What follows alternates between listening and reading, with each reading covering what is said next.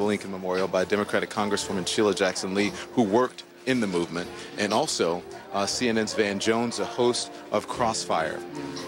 Congresswoman, he spoke to the people here, but he knew that speaking to the folks here, he was preaching to the choir. He was reaching beyond the people in Washington, and everyone, I say, every American should have been listening to this speech. Don, you know, I started with that. Dr. King was a dreamer, but he believed in America. Today, President Obama spoke to the hope of America, and he is hopeful for America. Yes. As you look at this vast throng of humanity, the ones who came are clinging on to that hope. In the rain. In the rain. But the real challenge today is, as I said, for those Americans far and wide that are not here, what President Obama said to them was, we are one, we are united, we are the manifest of our own destiny.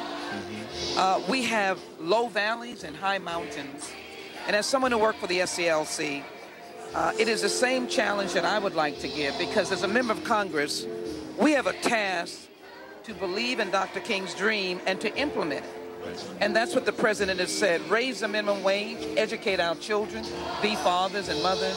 He gave us a roadmap. Yes, he did. He spoke to the poor. He spoke to African Americans specifically. He spoke to white Americans. He spoke to Democrats and Republicans. All of them. This was a far-reaching speech, Van Jones. It was, and I feel, you know, that he was beginning to move into the Johnson direction. In other words, some people say that he should be the heir of King. Well, King was a preacher.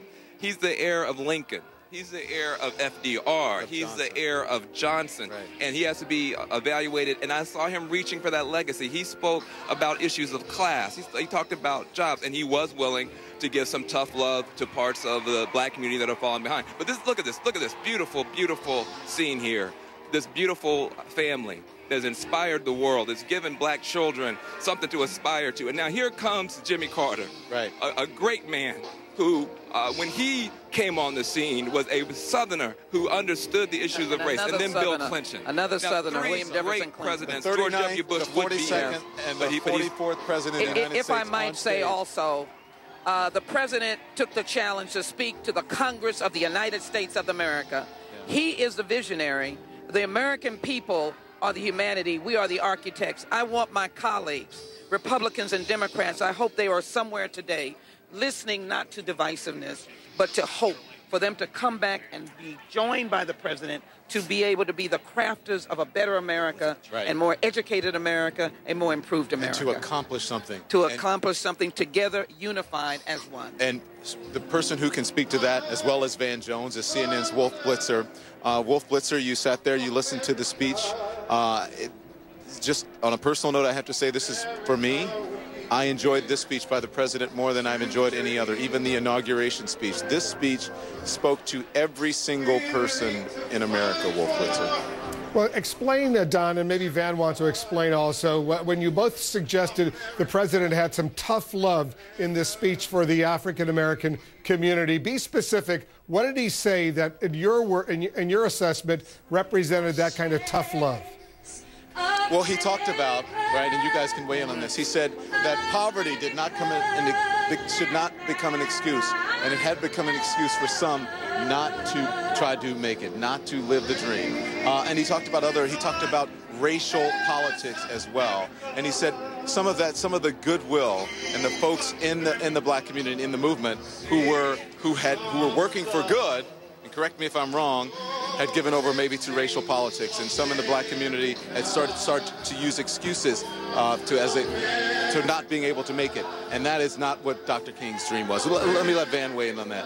Well, I mean, Dr. King always said that individuals have the responsibility to climb that ladder on their own effort and with their own energy and initiative. But Dr. King also said that you have to have a ladder to climb. And I think he had a good balance here of saying, yes, you must move forward. You can't make excuses. But he also talked about the importance of society putting the rungs on the ladder and giving people the opportunity to climb. And I think Dr. King has been misunderstood and sometimes been hijacked as saying all he wanted was for individuals to have an opportunity. That's true. but he also wanted to make sure that society came together to give those poor kids a chance. And I think Obama stood for that today. Dr. King spoke of, in his last days on April 3rd, 1968, that he had been to the mountaintop, that he had seen the promised land.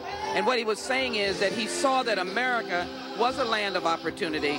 I think the president gave a little bit of tough love today, but I also think he understood the anguish of those who may have engaged in different activity. And what he said is, we all have to be able to help and educate children in crumbling schools.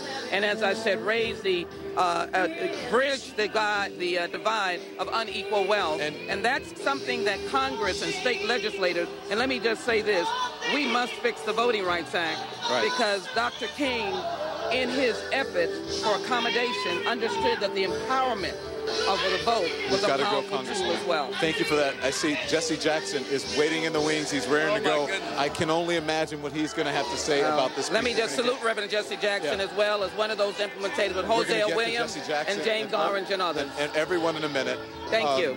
Wolf, Gloria, and you guys there in Washington, thank you so much. We're going to get to a quick break. We'll come back here to Washington on the other side of the break. My colleague Brooke Baldwin in Atlanta will help me with the coverage. We'll be right back here on CNN.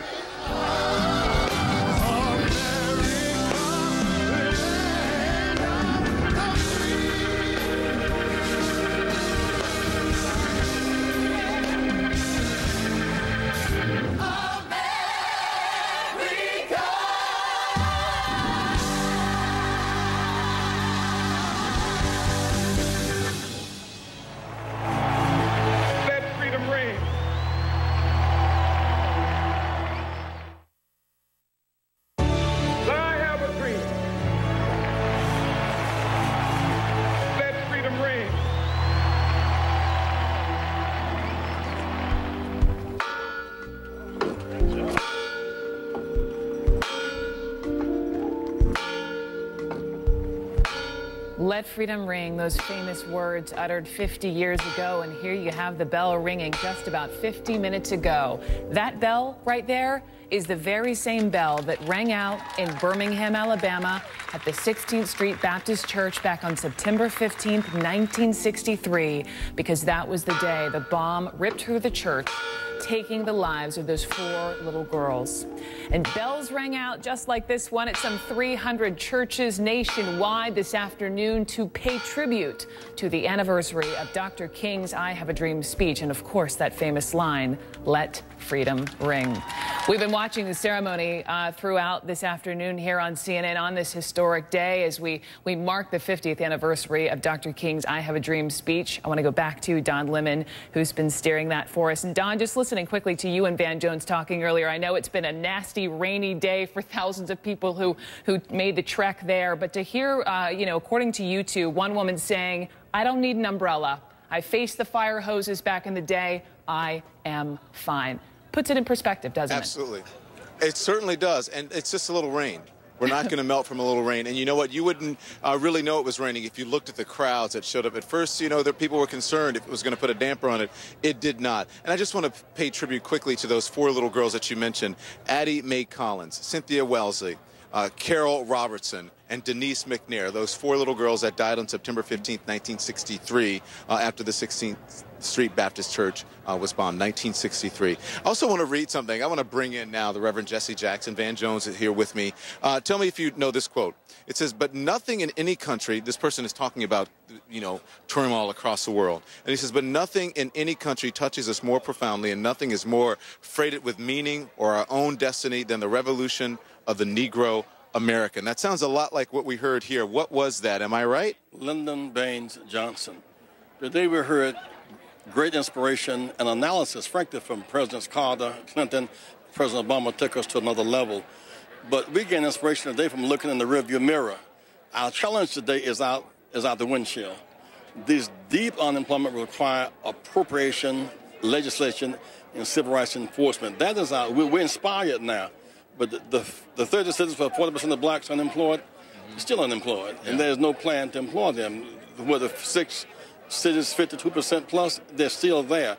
So the challenge to, in fact, end the state stand your ground laws, revive the war on poverty, student loan debt forgiveness. These require investment. I hope our government will respond to the Dream speech in that way. I want to know, though, as you're here, what's going on in your heart 50 years later as you looked out on this mall, as you heard that speech, the first African-American president? You're an orator yourself. One of the best speeches I've ever heard was 1988. Are we lying? Yes. At the Democratic National Convention. I listen to that speech all the time when I need to sort. I am somebody. Well, it really started here. One morning while we had tents out here, Resurrection City, and I've been asked to be the mayor by Reverend Abernathy. And that morning, you know, spirits were low. Dr. King had been killed. Robert Kennedy had been killed. And the people looking up to me to give them something. I got nothing to give them. No money, no food, no bus ticket back home. And I'd heard from Howard Thurman, when your back is against the wall, reduced to an irreducible essence, you got something left. You're somebodyness. I am. And that I matter. And that really came from here. From here. In 1968. Go ahead, Van. Well, I just want to say to you, sir, you know, when you talk about 40 years in the wilderness, you talk about Dr. King being killed in 68, Obama being sworn in 2008. Whenever you have a bridge that long, there has to be a central post. You were the central post. Nobody can take that away from you. 1984, 1988, your conception of the Rainbow Coalition is now the governing coalition of America. And had you not changed the rules in 1988 for Democratic Party, Hillary Clinton would have won the nomination. So I just want to give honor. I know you were here 50 years ago, but you were here 20 years ago as well, and I appreciate you. And the country needs to remember there would be no Barack Obama had there not been Reverend Jesse Jackson, 88. Wow, well, look how much love you're getting. I thank President Obama for having the stuff to take that ball across the finish line. He has this intellectual capacity, strength of character and vision. But my concern now is that as these respond to what happened 50 years ago and how great it was, and it was great. The windshield in front of us says in these urban areas is, you know, the impact of home foreclosures, the impact of plants closing, jobs leaving, drugs coming. So we now need the constitutional right to vote, revival of the war on poverty, and student loan debt forgiveness, something like that. I hate to rush as Reverend Jesse Jackson. No, but you don't. I've got to get to break, but just a quick question. I would be remiss in my duties as a reporter. How is Jesse Jr. doing? Well, he's recovering, my primary issue now is his health, and thanks be to God, he's getting healthy. This time a year ago, I thought we would have lost him. But now I'm convinced he's stronger, getting stronger, and keep praying because prayers do matter so much. The wife and the family, everybody. The wife, the children, and it's the family that's had to expand and include. Thank you. Thank you so much. Thank you. We'll be right back here on CNN.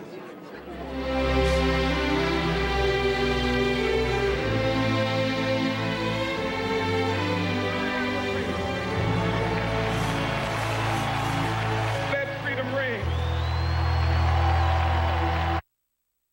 I have a dream.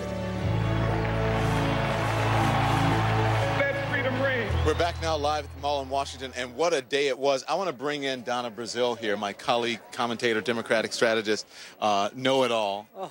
So as they say, as the old folks say, now that we're here, what do you think? Where do we go from here? Well, we will continue to march for freedom and justice, but today I think all of us leave with heavy hearts, knowing that so many came before us to get us to this moment in history, and now it is our opportunity to keep the dream alive. Yeah, and as Dr. King would say, let freedom ring. Let it ring. Free at last. All right. Thank you, Donna. I'm Don Lemon in Washington. I want to throw it now to my colleague, the lead, and John Berman.